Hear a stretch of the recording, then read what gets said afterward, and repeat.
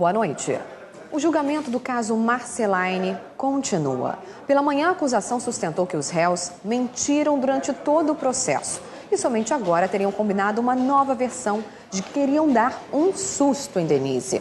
E a defesa foi cercada de contradições. Até um áudio de um dos advogados vazou durante uma conversa informal.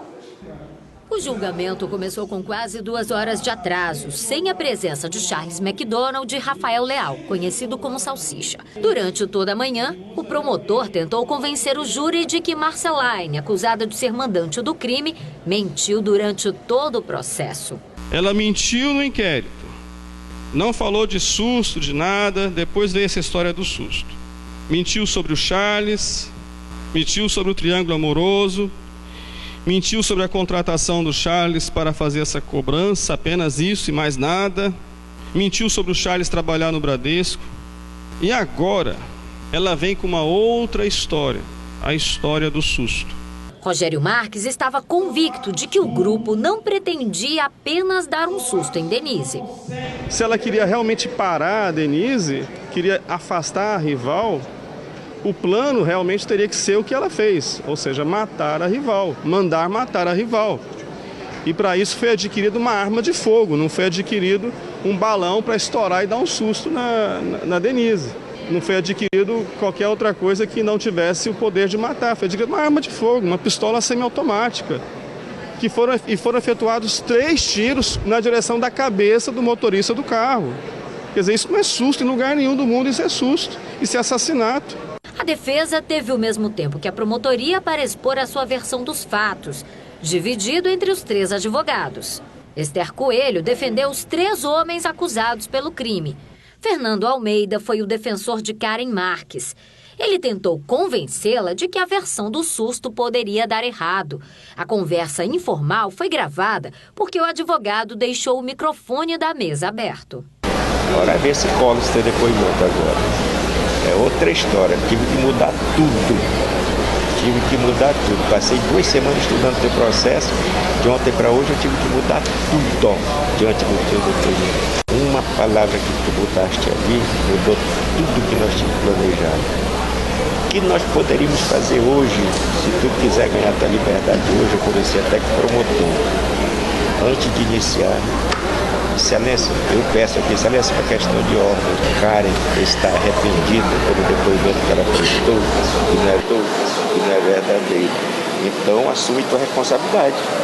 Eu vou fazer a minha parte técnica, mas se vier porrada aí, assume tua responsabilidade, tá?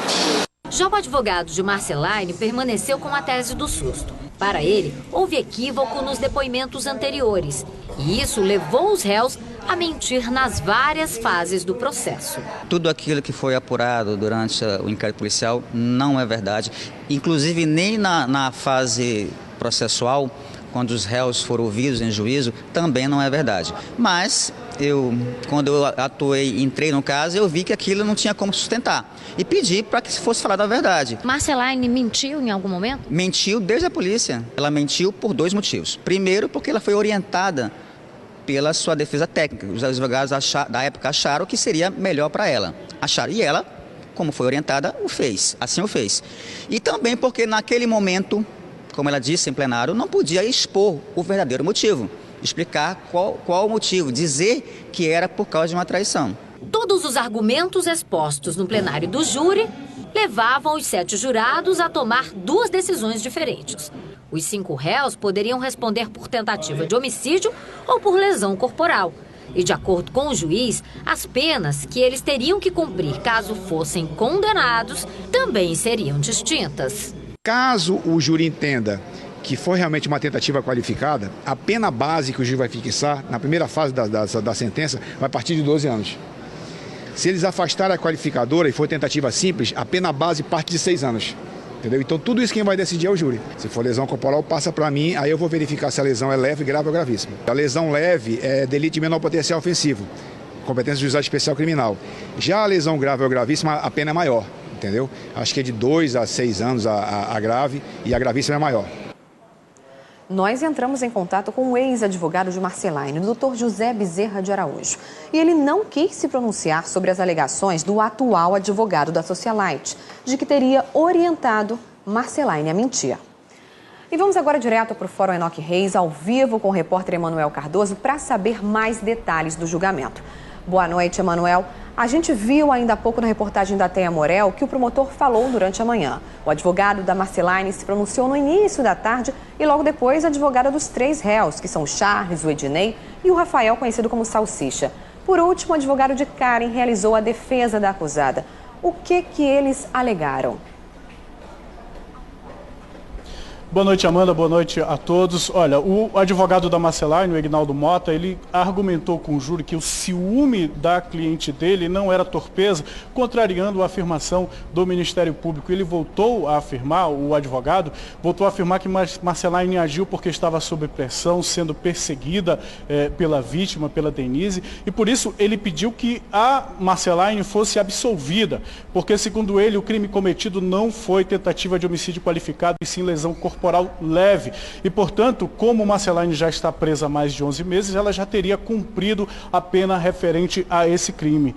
Ele também disse que a cliente, devido à sua classe social, está sendo feita de Cristo pelo Ministério Público. Ele também questionou o promotor, porque, segundo o laudo pericial, não está identificado a arma utilizada no crime. Segundo o advogado, a única coisa que está identificado é apenas o projétil. Depois do Egnaldo, quem falou foi a Maria Esther Coelho, que é advogada tanto do Rafael, quanto do Charles, quanto do Ednei. Ela seguiu a mesma tese do colega, de que o crime que aconteceu não foi a tentativa de homicídio, e sim a lesão corporal. Ela chegou a chamar o cliente dela, o Rafael, de destrambelhado e disse que ele, quando disparou contra a Denise, não tinha a intenção de matar a vítima. Ela insistiu que os clientes foram torturados na delegacia durante os primeiros depoimentos.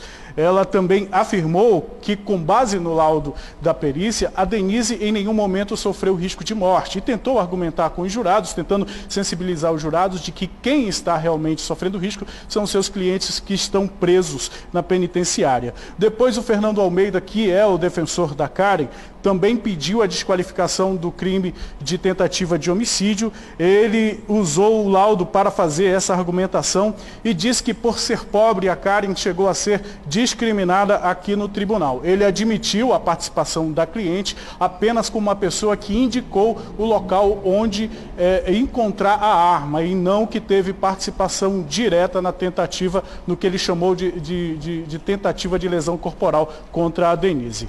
Nós vamos com imagens ao vivo no plenário. Nesse momento, o advogado da Marceline faz a tréplica, é o último momento da defesa, e nós estamos aqui, vamos ficar aqui acompanhando todo o desenrolar do julgamento, que a sentença já deve ser proferida hoje ainda pelo juiz Mauro Moraes Antoni. Amanda.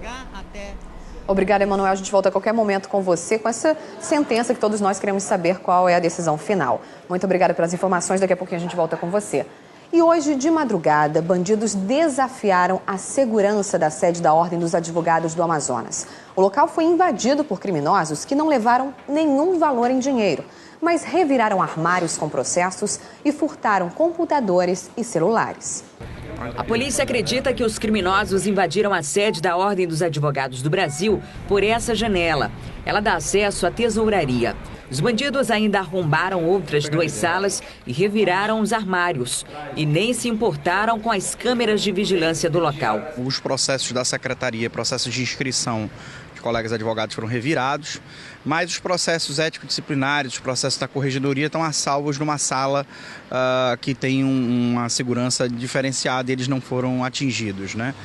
Nós não sabemos identificar a origem disso, a razão, motivo, circunstância. É um trabalho de investigação da polícia que vai revelar aí mais à frente. A área invadida fica no térreo. No local funciona a parte financeira e administrativa da OAB do Amazonas. Da sala de informática foram levados 4 computadores. Os assaltantes ainda furtaram 2 celulares e um aparelho retroprojetor. Da tesouraria, nada foi levado. Como é que alguém vem roubar e não leva o dinheiro? Leva computadores e outras coisas, né? Então, é muito estranho. Se fosse realmente um roubo concernente a valores, teriam levado o cofre da tesouraria e possivelmente os valores que lá estariam, né? Pela manhã, a polícia fez a perícia no local, conversou com os funcionários e abriu um inquérito para investigar o caso. Há várias digitais dos suspeitos em vidros, deixaram um boné cair, onde a perícia vai ver se colhe um DNA. E a partir daí, logo após a solicitação das filmagens, vai começar o trabalho da equipe da Delegacia de Roubos e Furtos. A polícia apresentou um homem suspeito de matar a enteada de apenas 4 anos. O crime aconteceu no mês passado e chamou a atenção pela violência. Segundo a polícia, a menina foi morta com chutes no abdômen. Quem tem mais detalhes é o repórter Márcio Paz Barreto. No início do mês de maio, a pequena Letícia Lobato, de apenas 4 anos, deu entrada no SPA do Galileia, sentindo fortes dores no abdômen e também com marcas de suposta violência. Segundo a polícia, o principal suspeito era o Kedson, padrasto da menina. Ele foi preso na manhã desta quinta-feira pelos policiais da Delegacia Especializada em Proteção à Criança e ao Adolescente. Ele é acusado de homicídio qualificado. Delegada, essas provas já foram confirmadas e o próprio acusado já confessou que agrediu a criança.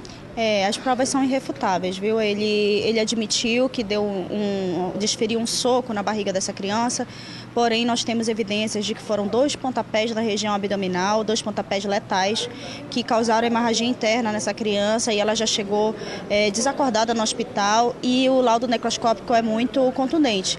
Ele fala que essa criança morreu de trauma abdominal fechado não tratado, decorrente possivelmente de ação contundente. Então, diante disso, diante de provas testemunhais, de que essa criança não caiu, ao contrário do que afirmava o Kedson e sua mãe, nós já apresentamos pela prisão preventiva do Kedson e que foi deferido pela Justiça e na data de hoje nós conseguimos efetuar a prisão dele na casa da mãe. Ele também é acusado de agredir a outra enteada também por várias vezes. Ele tinha o hábito, segundo as testemunhas, e segundo ele e a mãe, a própria mãe afirmava também de que o Kedson tinha o costume de agredir fisicamente as crianças, de cometer abusos físicos com essas crianças. O que acontece com ele agora, delegado? Ele será encaminhado à cadeia pública Raimundo Vidal Pessoa e ficará à disposição da Justiça. Ok, obrigado pelas informações. Márcio Paz Barreto para o A Crítica na TV. É muita crueldade. E a Secretaria de Administração Prisional afastou 8 pessoas que estavam de plantão no dia da fuga de 39 presos do Centro de Detenção Provisória. Segundo a Corregedoria, houve negligência de supervisores e agentes penitenciários. Essa é a primeira vez que a secretaria responsável pela administração prisional divulga o resultado de uma sindicância sobre a fuga de presos. Segundo a apuração feita pela Corregedoria da SEAP, 3 supervisores e 5 agentes penitenciários que estavam de plantão no dia da fuga foram negligentes e, por isso, estão afastados das funções e proibidos de voltar a atuar em unidades prisionais do Estado. Embora muitos deles tenham negado, que os procedimentos teriam sido feitos de forma correta, não há como negar que a falha de procedimento de segurança gerou todo esse evento de fuga. O diretor da unidade também será advertido pela falha e a empresa Humanizare, que administra o Centro de Detenção Provisória, será multado em aproximadamente R$1 milhão pela fuga e ainda pelo princípio de motim que ocorreu também em maio. Segundo a SEAP, no contrato entre a empresa Humanizare e o Estado, está prevista multa de 2% do valor anual em casos de rebeliões e fuga. Em nota, a empresa Humanizare informou que não vai se manifestar sobre o pagamento da multa.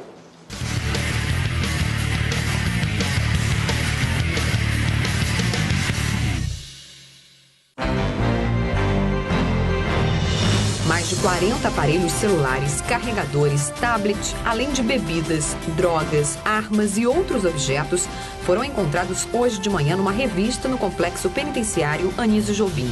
Atualmente o Compage conta com 595 detentos e todos foram revistados segundo a Polícia Militar. 2 adolescentes foram detidas por estarem envolvidas no roubo de um carro no bairro de Flores. Com elas estavam mais 2 suspeitos. Um deles conseguiu fugir. De acordo com a polícia, as garotas portavam uma arma e munições.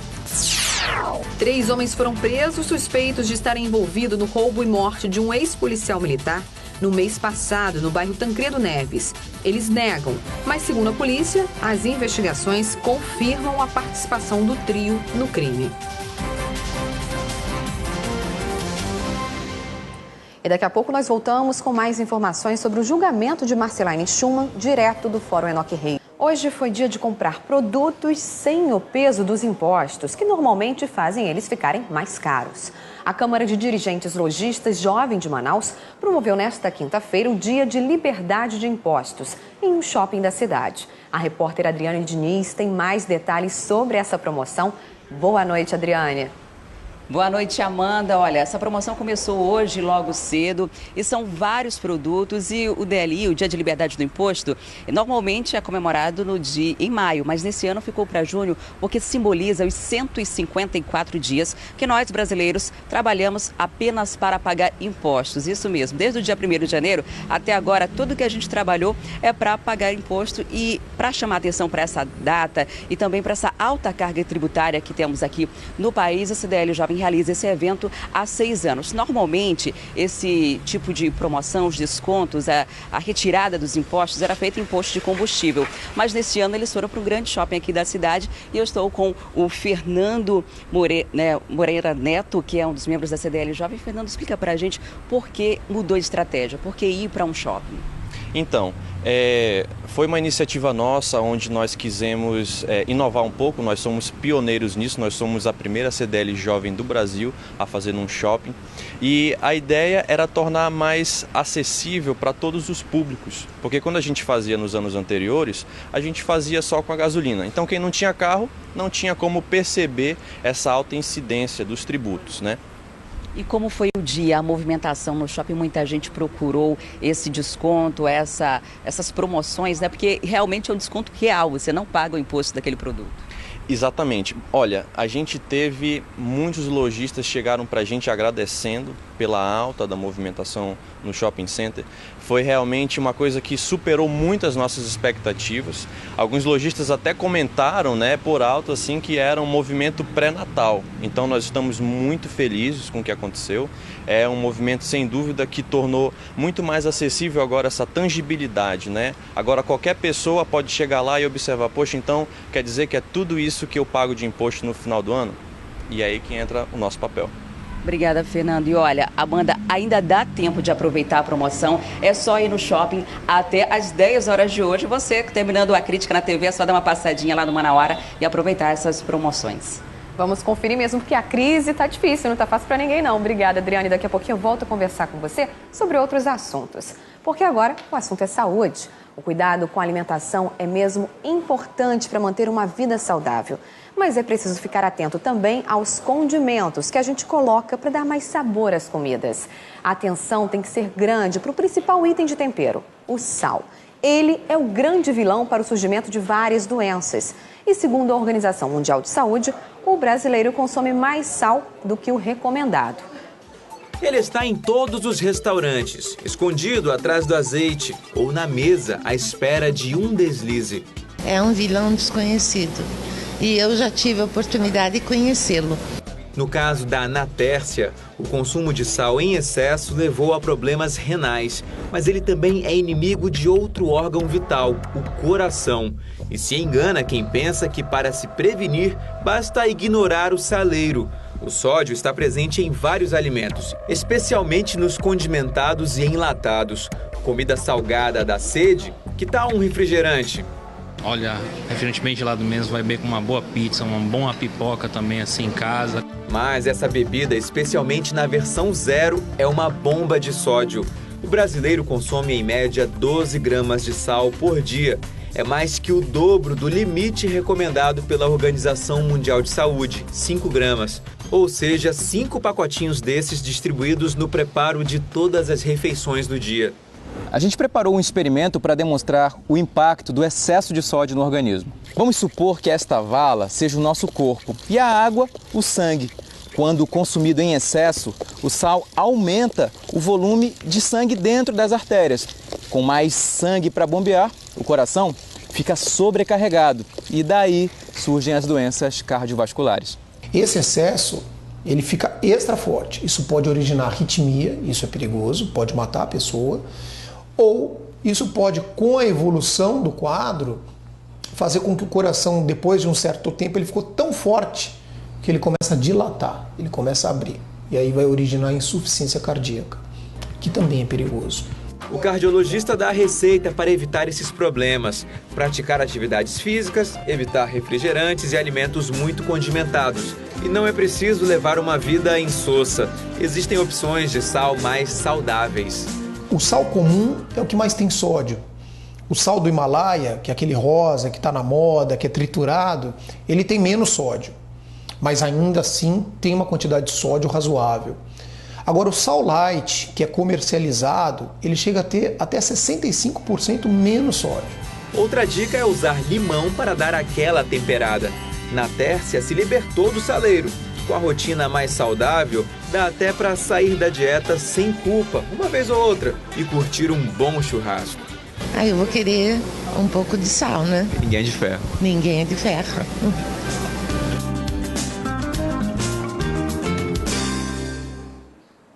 O Ministério Público fiscaliza o reordenamento dos serviços públicos prestados pela Rede Estadual de Saúde Pública.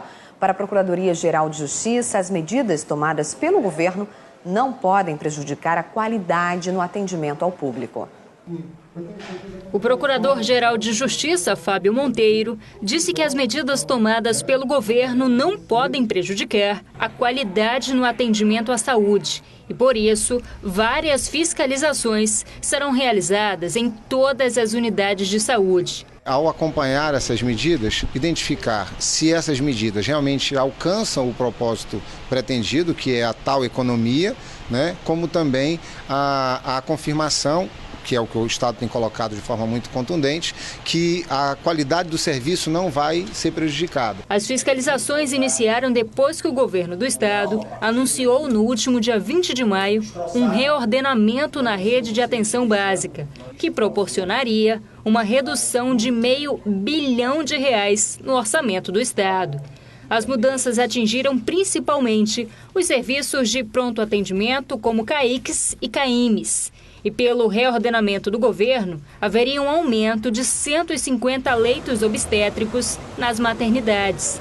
Mas, durante as inspeções do Ministério Público, esses números não foram alcançados. Pelos levantamentos que eu fiz durante as inspeções, nós não chegamos a esse número, entendeu? Mas isso foi passado para o secretário, ele disse que vai sentar com a equipe técnica, que não há intenção de prestar nenhuma informação equivocada, e que tudo vai ser esclarecido. Então, nós estamos esperando. O Ministério Público disse ainda que, se essas medidas não trouxerem resultados positivos para a arrecadação do Estado, novas medidas serão tomadas.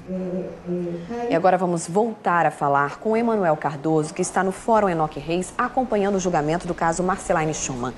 Depois das alegações da defesa, a acusação voltou a se pronunciar. É isso mesmo, Emanuel? Foi sim, Amanda. O promotor explicou que o laudo da bala, ele começou fazendo isso, que o laudo da bala indica sim que a arma utilizada no crime foi uma pistola automática e, segundo o promotor, a mesma pistola utilizada no suposto suicídio de Adolf Hitler, ele também comparou como uma pistola similar à utilizada pelo personagem do cinema, o 007. O promotor também disse que desqualificar o crime de tentativa de homicídio para lesão corporal só porque a vítima não saiu do carro e o atirador fez de fora, é o mesmo que comparar a morte do ex-presidente americano John Kennedy, chamar essa morte de que o que aconteceu foi lesão corporal seguida de morte. O promotor também afirmou, com base num bilhete encontrado com o Rafael, pedindo que todos os envolvidos ficassem juntos, ele disse que tudo está combinado. Segundo o promotor, o interesse da Marceline é ficar livre e dos outros acusados é ganhar um pouco mais de dinheiro para eles ou para a família, mesmo que isso signifique ficar um pouco mais de tempo na cadeia. Segundo o promotor, existem provas suficientes da participação do envolvimento sim de Marceline, mas não há prova de que os acusados, os suspeitos, foram torturados ou coagidos na delegacia durante os depoimentos. Nós vamos agora com imagens ao vivo do plenário. Nesse momento, acabou, há poucos instantes, terminou a tréplica da defesa. O último a se pronunciar foi o advogado de Marceline, o Egnaldo Moura. Os jurados foram recolhidos para a sala secreta, os réus também foram retirados do plenário, o juiz, promotor e a defesa também aguardam a decisão dos jurados sobre o caso de cada um, se eles são culpados ou não dos crimes de que estão sendo acusados. Se forem absolvidos, eles serão liberados. Se forem condenados, aí então o juiz Mauro Antoni vai dizer qual vai ser a pena de cada um deles. Amanda. Muito obrigada, Emanuel. Daqui a pouquinho, então, a gente volta a falar com você aí ao vivo do Fórum Enoque Reis. Porque agora a gente vai dar mais uma olhadinha no trânsito pelas imagens aéreas da TV A Crítica. Essa aí é a Avenida Torquato Tapajós, ali próxima à entrada da Cidade Nova. Olha só como o trânsito tá bom para o horário, a gente não vê retenções ao longo da Avenida Torquato Tapajós, trânsito fluindo normalmente, o fluxo normal de carros para o horário, nada aí para você temer agora à noite na Torquato Tapajós. Mas cedo até teve um acidente de trânsito por ali, com um poste caiu já ali perto da Avenida Santos Dumont, mais para frente, mas por enquanto já está tudo normalizado na Torquato Tapajós. Prefeitura de Manaus decreta situação de emergência por 180 dias por causa do Zika vírus. O decreto foi publicado nesta quarta-feira no Diário Oficial do município. Sobre esse assunto, a gente volta a falar ao vivo com a repórter Adriane Diniz. Adriane. Amanda, é isso mesmo. A Prefeitura resolveu prorrogar esse prazo. Manaus já está em situação de emergência por conta de doenças infecciosas virais e por conta de um novo boletim epidemiológico que mostra que Manaus está como risco médio por causa do mosquito Aedes aegypti. A Prefeitura resolveu prorrogar por mais 180 dias. Essa é uma das... A ideia disso é conseguir evitar que os números da doença aumentem aqui em Manaus e manter as ações que já estão em andamento, como, por exemplo, o controle, os testes rápidos nas unidades de saúde. Até agora, Manaus já registrou 1.391 casos de Zika vírus e 233 desses casos foram mulheres grávidas. Tem um caso que é associado à microcefalia, a Zika microcefalia, que foi o caso daquela grávida que veio de Boa Vista e foi identificado aqui em Manaus. Por isso, a Prefeitura agora quer que esses números não aumentem e continua com essa campanha que vale lembrar que depende da gente também, né? Cada um tem que fazer a sua parte para evitar deixar água parada para que o mosquito Aedes aegypti se reproduza e gere várias doenças, que não é só Zika vírus, né? Chikungunya, tem também os 3 tipos de dengue, então cada um de nós temos que estar atentos em relação a isso. Esse novo boletim epidemiológico classifica Manaus como médio risco para a doença e por isso existe a preocupação da Prefeitura que vai reforçar também as unidades básicas de saúde que já estão fazendo esses testes, além da rede estadual que também dá um suporte nesse sentido em relação ao Zika vírus que pode causar a microcefalia em crianças durante a gestação. Amanda. Adriana, é isso mesmo. Como você falou, cada um tem que fazer a sua parte para a gente tentar evitar a proliferação desse mosquito. Obrigada pelas informações, mas fica aí que daqui a pouquinho eu volto a falar com você. As decisões do presidente interino Michel Temer têm causado repercussão aqui no Amazonas. A comunidade científica local é contra a fusão entre os ministérios da Comunicação e o da Ciência e Tecnologia.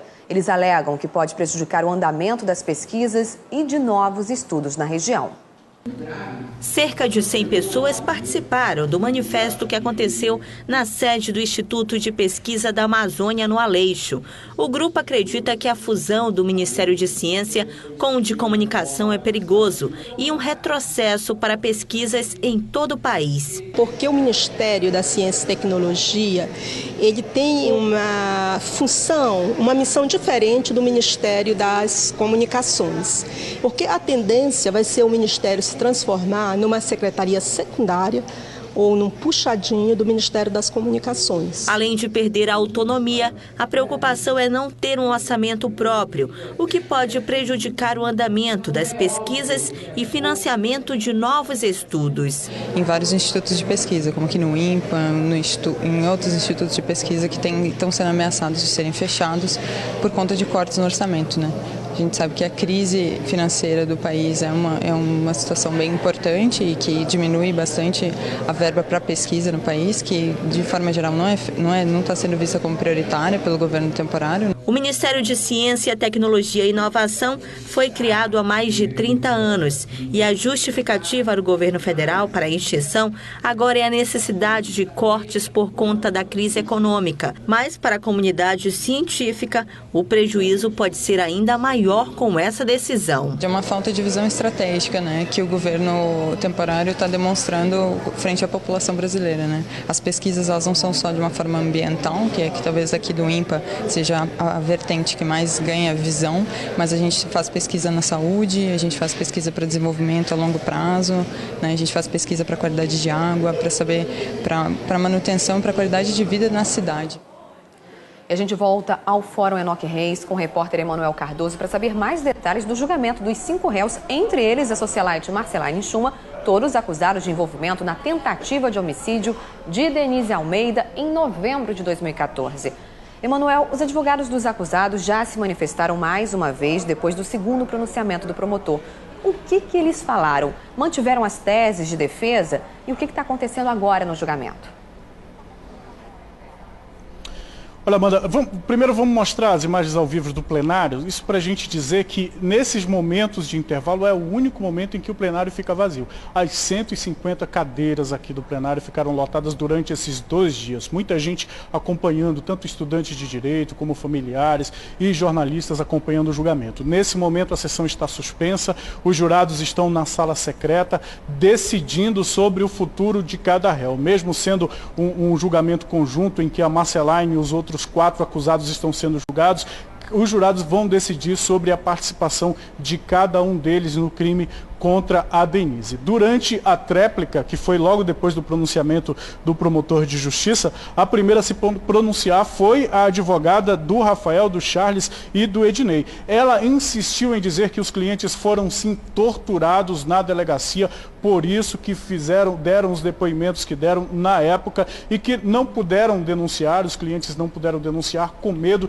de sofrerem retaliações. O defensor de Keren também disse que a cliente dele não chegou a ser espancada, mas que ela recebeu coação psicológica na delegacia. Ele confirmou que a cliente sim teve participação no crime, mas a única participação dela teria sido de indicar onde encontrar a arma e não teve participação direta no crime contra a Denise. O último dos advogados a se pronunciar durante a tréplica foi o advogado da Marcelaine, o Egnaldo Moura. Ele insistiu em dizer também que os clientes foram coagidos sim na delegacia e que a Marcelaine agiu porque estava sendo pressionada. O advogado questionou os exemplos utilizados pelo promotor, afirmando que o que estava acontecendo no julgamento não era ficção, e sim realidade. E também tentou convencer os jurados, dizendo para eles decidirem com a razão e com a consciência, e não com base no que pode vir a ser divulgado pela imprensa.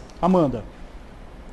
Obrigada, Emanuel Cardoso. É claro que a gente vai continuar acompanhando daqui para saber a decisão final desse julgamento e qual vai ser a sentença. Muito obrigada pelas informações. E daqui a pouquinho você acompanha o 3º capítulo da novela Escrava Mãe. As imagens estão surpreendentes. E a gente antecipa agora alguns trechinhos do que você vai ver no capítulo de hoje. Você tá assim por causa daquele homem? O noivo da Sinhazinha que tocou no seu. 3º capítulo. Preciso avisar a Sinhazinha. Desesperada, Juliana tenta fugir. Tá indo pra onde com essa pressa toda? Mas essa foi sua pior escolha. Pessoa quer mesmo escapar, escrava. Nesta quinta, 7h30 da noite. Eu já falei pra me soltar! Pode você vai aprender a nunca mais botar as mãos em mim! Juliana, o que você fez? O que eu faço? 3º capítulo de... Você vai ser punida, Juliana. Você vai pro tronco. Escrava Mãe.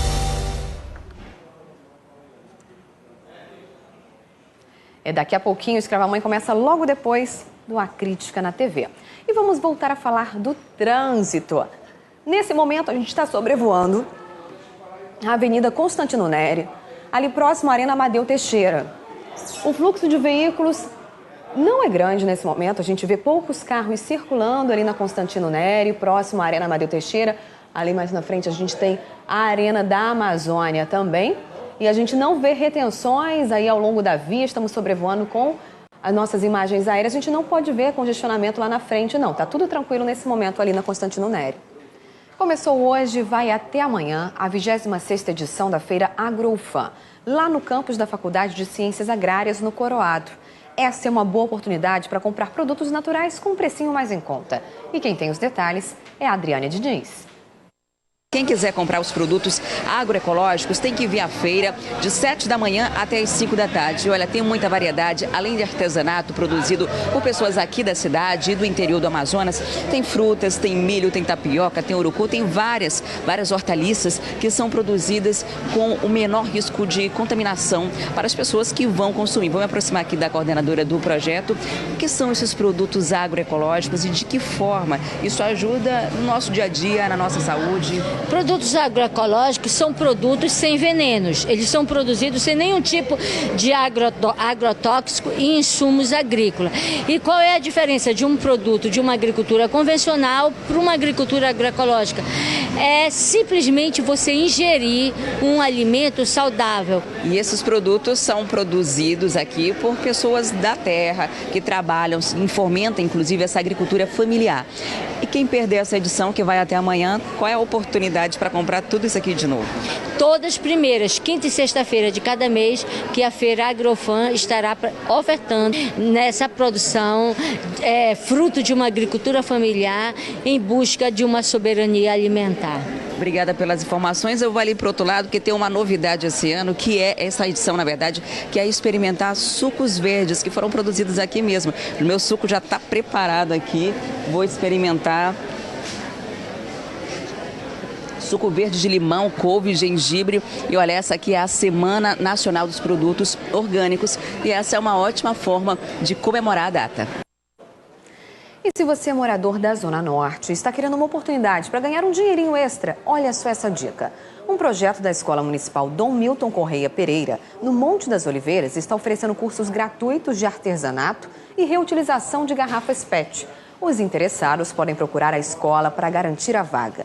O candidato precisa apresentar um comprovante de residência e uma cópia da carteira de identidade. As oficinas funcionam aos sábados na sede da escola, na Avenida Monsenhor Pinto, de 8 da manhã às 2 da tarde, e fazem parte do programa Relação Escola-Comunidade, coordenado pelo Ministério da Educação, em parceria com a Secretaria Municipal e o Ministério do Trabalho e Emprego. E neste fim de semana tem corrida infantil de obstáculos. Mais de 1.000 crianças de 3 a 10 anos de idade já estão inscritas no evento, que é o maior do Norte e Nordeste, e que merece destaque por ser uma grande ação de inclusão social. O evento é totalmente de graça e vão participar crianças com deficiências, quilombolas, indígenas, haitianas e de comunidades carentes. Mas esses pequenos atletas precisam de uma ajudinha para viver essa aventura, que acontece domingo, lá no 1º Bis, no São Jorge. A Adriane Diniz tem mais detalhes sobre o Maximus Kids. Como é possível ajudar o evento e garantir a diversão das crianças, Adriane? Olha, Amanda, como você falou, esse é um evento que reúne várias crianças e um evento de inclusão, né? Tem haitianos, tem quilombolas, tem crianças com necessidades especiais e as pessoas podem ajudar através da doação de tênis. Isso porque existem cerca de 40 crianças indígenas que vão participar. Elas são de comunidades indígenas do Tarumã, são 12 etnias ali, elas estão inscritas, mas não têm tênis. E aí é que entra a sua contribuição. Elas estão precisando de tênis e você pode fazer essa doação para que essas crianças participem. Você vê agora a numeração, a quantidade de tênis e a numeração específica dessas crianças indígenas que querem praticar esporte, mas precisam da sua colaboração. Eu vou começar agora com o Coronel Alexandre dos Passos, comandante do 1º Bis.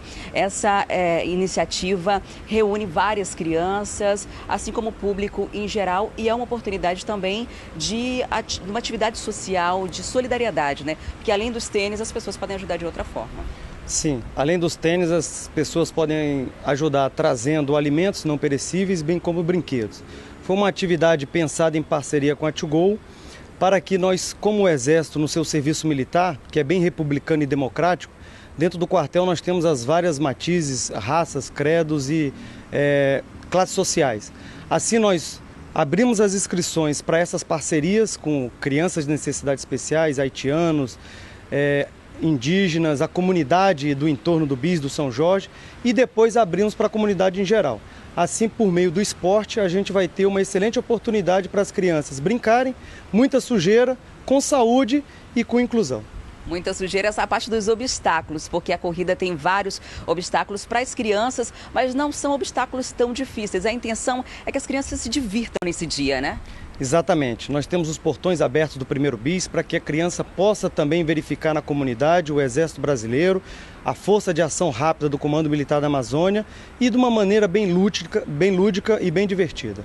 Obrigada pelas informações. Olha, essa corrida acontece nesse domingo lá no primeiro bis para as crianças e para os adultos. Podem participar no dia 19. Tem a Máximos Race e as inscrições estão abertas, Amanda. Muito obrigada, Adriane Diniz. Uma ótima noite para você. E nessa época do ano, a venda de produtos ligados às festas juninas e folclóricas costuma animar o comércio da cidade. Mas por causa da crise dos preços, o clima parece que não está tão animador assim. Chegou a época das bandeirinhas e dos adereços coloridos. Nesta loja, os artigos voltados para as festas juninas estão expostos desde o Dia das Mães. Mas, segundo o vendedor, a procura só deve aumentar dentro de 2 semanas. Mesmo assim, a expectativa nas vendas não é das melhores. Temos que ser realistas. A gente percebe que a festa junina em si, as pessoas não deixam de fazer, mas elas compram menos. Então isso compromete um pouco do faturamento, é claro.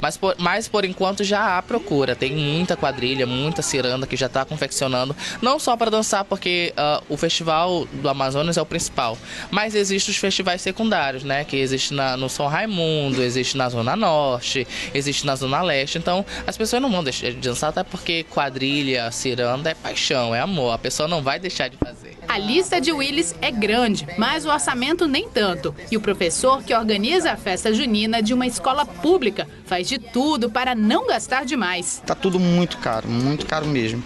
A gente tenta substituir por outro material, outro tecido, para ver se fica mais em conta, mas assim mesmo a gente ainda encontra uma certa dificuldade. Raul e Kevin usam a mesma estratégia. Todos os anos, nessa época, a dupla vem em Manaus à procura dos melhores preços para comprar adereços para uma agremiação folclórica no interior do estado.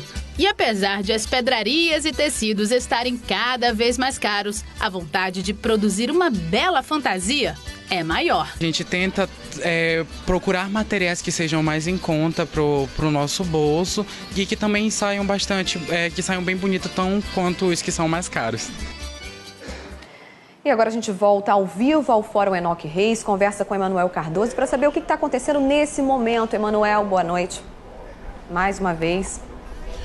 Boa noite, Amanda. Olha, os jurados continuam reunidos decidindo sobre o futuro dos réus. O Ministério Público quer a condenação de todos pelo crime de tentativa de homicídio qualificado, mas a estratégia da defesa é dividir a responsabilidade do crime. Por isso, a decisão dos jurados deve demorar um pouco. O advogado da Karen, por exemplo, quer que ela seja julgada apenas por ter fornecido a arma ou indicado onde se encontra a arma. Essa é a estratégia da defesa, que está colocando o Rafael, o Salsicha, como levando a culpa por ter deliberadamente decidido ir atirar na vítima da Denise. É possível que a gente já tenha, por volta de 8 horas da noite, o resultado desse julgamento, o resultado dos jurados, se eles são culpados ou não dos crimes pelos quais estão sendo acusados, e também a decisão do juiz Mauro Moraes Antonin, mas isso pode se estender um pouco, dependendo do nível de complexidade daquilo que os jurados precisam decidir, que aliás estão decidindo nesse momento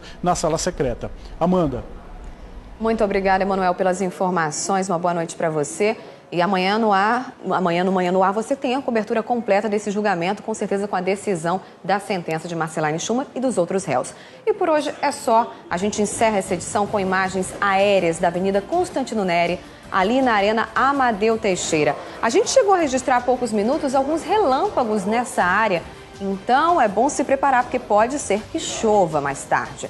E amanhã eu volto com outras notícias do Amazonas. Fique a seguir com o 3º capítulo da novela Escrava Mãe. Tá imperdível.